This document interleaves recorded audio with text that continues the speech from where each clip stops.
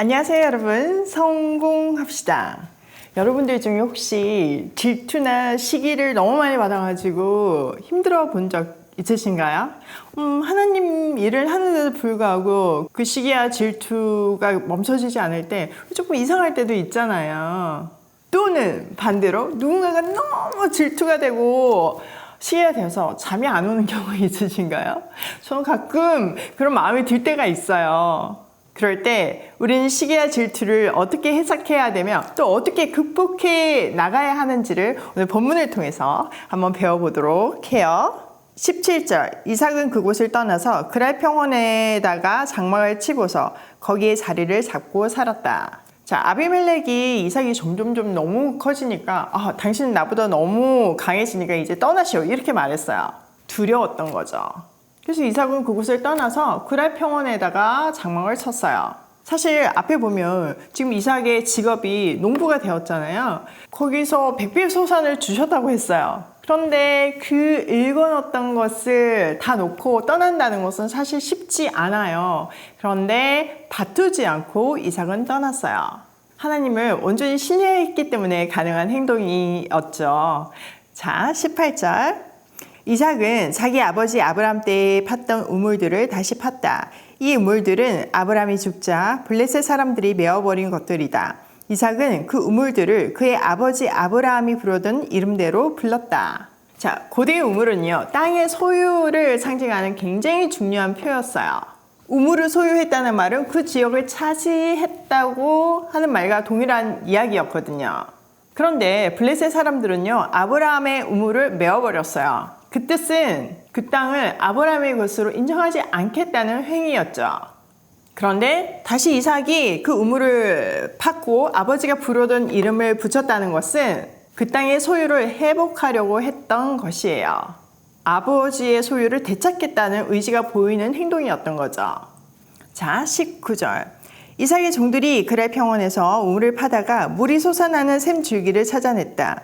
샘이 터지는 바람에 그랄 지방 목자들이 그 샘줄기를 자기들의 것이라고 주장하면서 이삭의 목자들과 다투었다. 우물을 두고서 다투었다고 해서 이삭은 이 우물을 에색이라고 불렀다. 이삭의 종들이 또 다른 우물을 팠는데 그랄 지방 목자들이 또 시비를 걸었다. 그래서 이삭은 그 우물 이름을 신라라고 하였다. 이삭이 거기에서 옮겨서 또 다른 우물을 팠는데 그때에는 아무도 시비를 걸지 않았다. 그래서 그는 이제 주님께서 우리가 살 곳을 넓히셨으니 여기에서 우리가 번성하게 되었다 하면서 그 우물 이름을 느오봇이라고 하였다. 자, 우물 쟁탈전은 계속되어요. 소유권 재산 싸움 이거는 계속 멈추지 않고 될 수밖에 없잖아요. 이때 이삭의 종들이 땅을 팠는데 또 샘줄기를 얻었어요. 그러자 그랄 지방의 목자들이 이거 우리 거라 라고 얘기하면서 이건 다툼이 시작되었어요. 그러나 이삭은요, 다투지 않고 또 다른 우물을 팠어요. 그때도 그랄 지방 목자들이 또 시비를 걸어왔죠. 우물은 목자들에게 생명줄이나 같은 거잖아요. 자기뿐만 아니라 자기 양떼들을 먹이려면 우물은 필수였어요. 게다가 그랄 지방은 거의 사막, 거의 준사막이었거든요. 그러니까 샘물을 얻는다는 거는 쉽지 않은 일이었어요. 평생 하나 얻기도 힘든 일이었죠. 근데 이삭은 파기만 하면 우물이 생기는 거예요. 이삭은 또 이번에도 양보하죠. 하나님은 그 양보를 축복하셔서 또 다른 우물을 파게 하셨어요. 이삭의 양보를 하나님께서 보상해 주신 거죠. 자, 이번에도 또 이제 쫓겨가가지고 우물을 팠는데 이제는 아무도 시비를 걸지 않은 거예요. 아마도 좀 이 그랄 지방에서 멀리 떨어진 곳이었다고 추정할 수 있어요.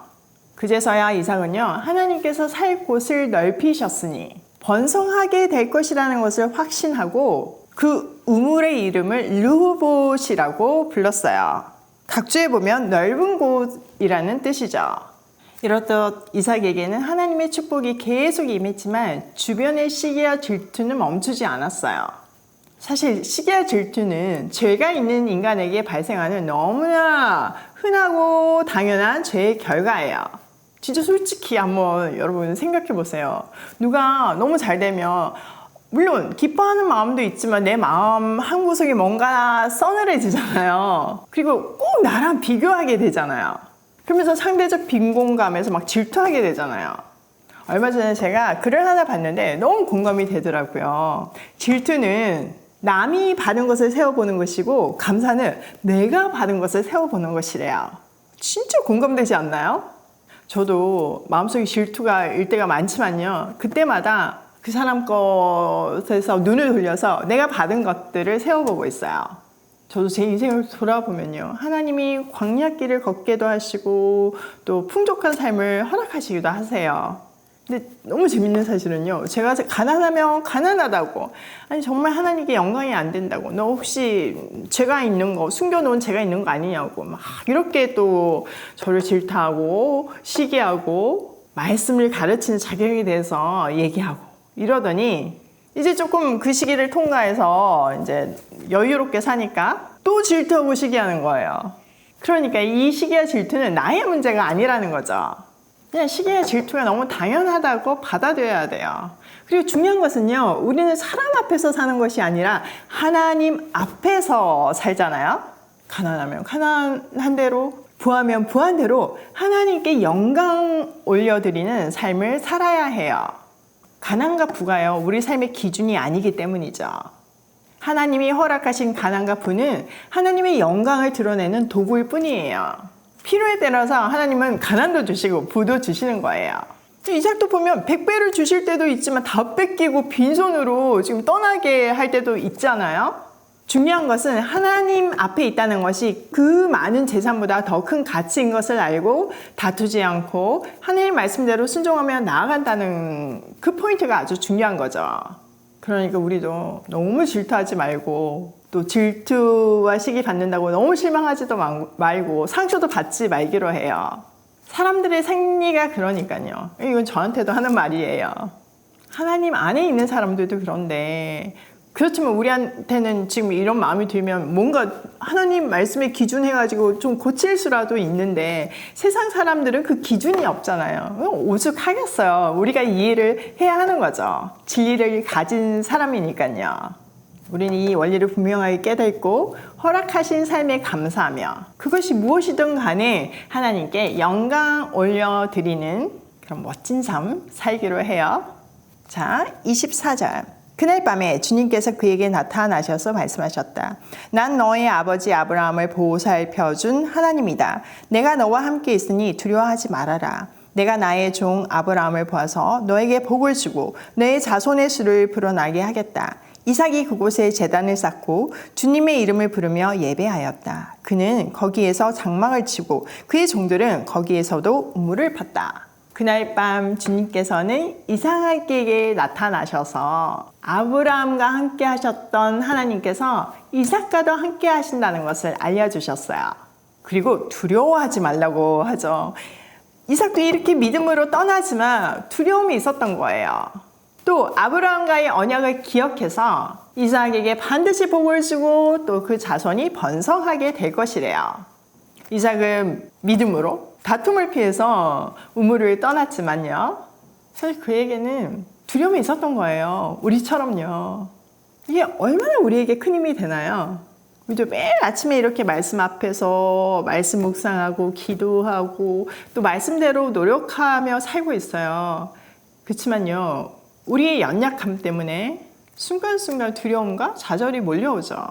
사실 제가 요 며칠 그랬거든요. 오늘 새벽에 그 두려움과 좌절과 걱정 앞에서 정말 하늘 앞에 엎드려서 울면서 기도했어요. 은혜를 베풀어 달라고요. 불쌍히 여겨 달라고요.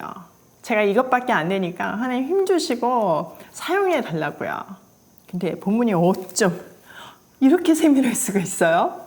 저희 마음까지 다 깨뚫은 하나님께서 두려워하지 말라 이렇게 말씀해 주시잖아요.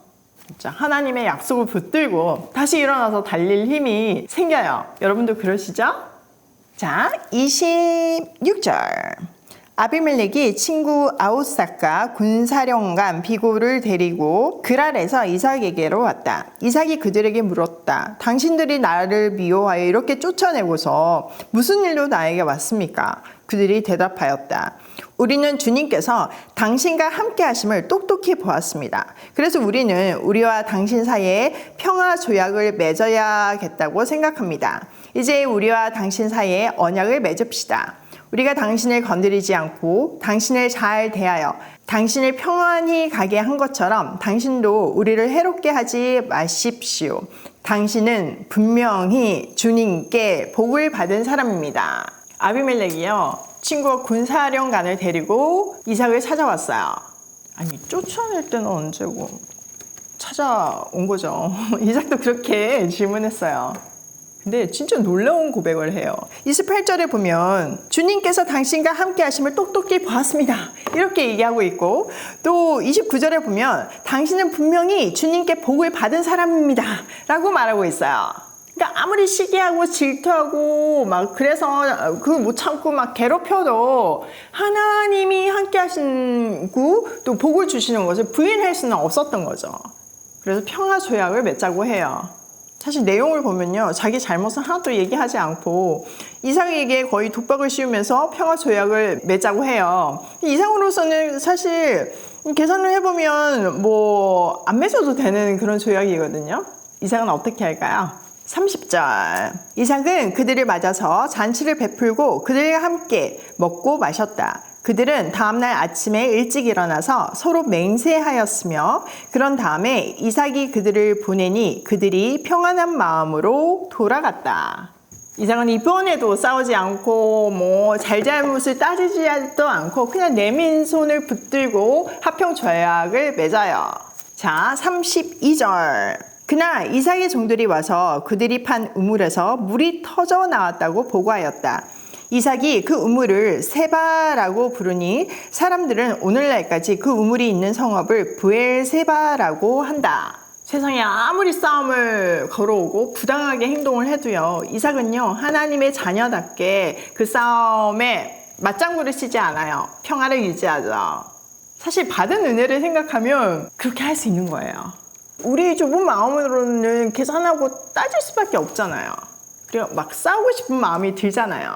그런데 하나님은요, 이렇게 하나님 말씀에 순종하고 또 하나님을 의지하면서 한 걸음씩 나아가는 이삭에게 복을 더해주세요. 아비멜렉과 화평 조약을 맺은 바로 그날에 또 대박 소식이 전해져요. 종들이 땅을 팠는데 또 우물을 얻게 된 거예요. 세바, 7번째라는 뜻이죠. 그곳을 브엘세바라고 불렀어요. 이것은 7우물, 맹세 우물이란 뜻이에요. 사실 브엘세바는요, 아브라함이 아비멜렉과 동맹을 세우고 그때부터 지금까지 불러왔던 이름이에요. 그러니까 새로운 이름을 부여한 것이 아니라 새로운 의미와 역사적인 정황을 부여한 것이죠. 자, 34절. 에서는 40살이 되던 해에 햇사람, 브에리의 딸 유디가 햇사람, 엘론의 딸 바스맛을 아내로 맞았다. 이 두 여자가 나중에 이삭과 리브가의 근심거리가 된다. 한편 이삭은요, 40살에 가나안 여인 2사람을 아내로 맞았어요. 이 두 여인은 나중에 이삭과 리브가의 근심거리가 되었대요. 이것 때문에 아브라함이 더 이삭의 아내를 고향에서 데려오려고 결심하잖아요. 자, 오늘 내용을 우리 삶에 한번 적용을 해보면, 첫 번째, 하나님이 복을 주셔도 시기와 질투는 있다. 그게 하나도 이상한 게 아니니까 당연하게 받아들이세요. 물론 그 공격이 심할 때는 쉽지 않죠, 우리도. 그렇지만 이해해야 하는 거예요. 속상한 만큼 더 하나님을 붙들어야 하는 거예요. 두 번째, 세밀히 응답하시는 하나님. 저는 오늘 진짜 소름이 돋았어요. 제 마음을 어떻게 그렇게 다 읽고 이렇게 세밀하게 응답을 하시는지. 솔직히 제가 무슨 이렇게 해가지고 본문을 딱 정하는 것도 아니고 내가 막 마음에 드는 본문을 찾아서 적용하는 것도 아니잖아요. 순서에 따라서 매일매일 그냥 본문의 길이가 정해지기 때문에 내일 본문이 어디까지 되는지 저도 모르잖아요. 그런데 너무나 매일 이렇게 정확하게 답을 주시니까 어떻게 말씀에 인생을 걸지 않겠어요.